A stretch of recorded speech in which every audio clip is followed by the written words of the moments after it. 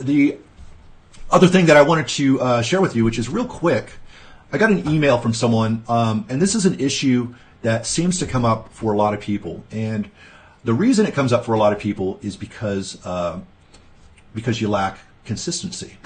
So what happens is I get this email from someone who has started their song and was kind of being persistent up to a certain point, and then they kind of dropped off and stopped working on their tune, only to come back a while later and realize they have no idea where their song is going. So they feel totally lost. And guess what?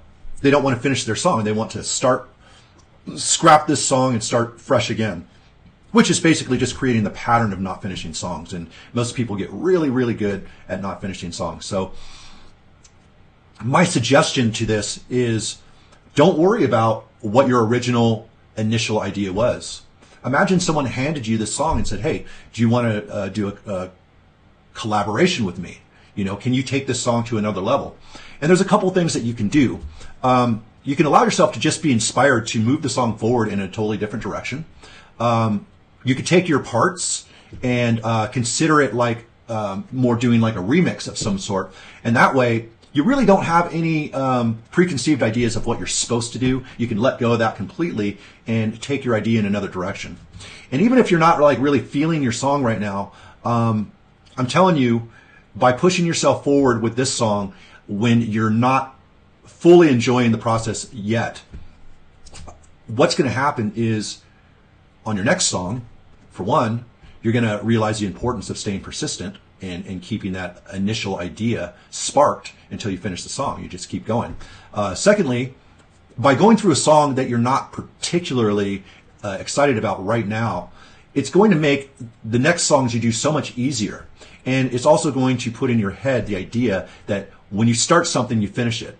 And if you can keep that idea of finishing what you start, then you're not going to have really any problems being inspired, because you can sit down at your desk in your studio, whatever it is that you're using, and you don't need to be inspired to get started. You're just going to sit down and get started because, in your head, you're just like, that's what I do. I sit down, I make music. It's either ends up being good or it ends up being not so good, but I finish what I start and then I move on to the next thing. And then I don't overjudge it. If I decide it's good enough to release, then I don't worry about what other people think.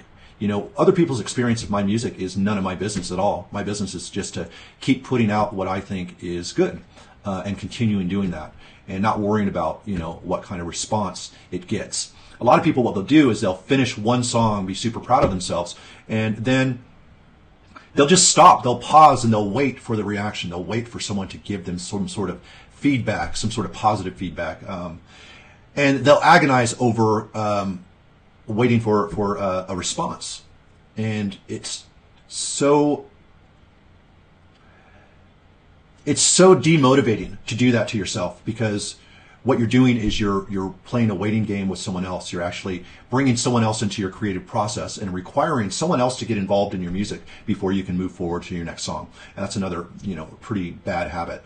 So that's what I would recommend to anyone that has started something, they forgot where they're going with the song. Treat it like a remix, treat it like a collaboration, and just take it in a new direction. And just have faith that you're going to get it to the end. And by the end of it, you'll probably like it a lot more than you like it now, even if it doesn't end up being one of your favorite tunes. And by just getting the habit of finishing songs and then moving forward to the next song after you're done, that is going to really set you up for a positive workflow. And that's really what you want to set yourself up for.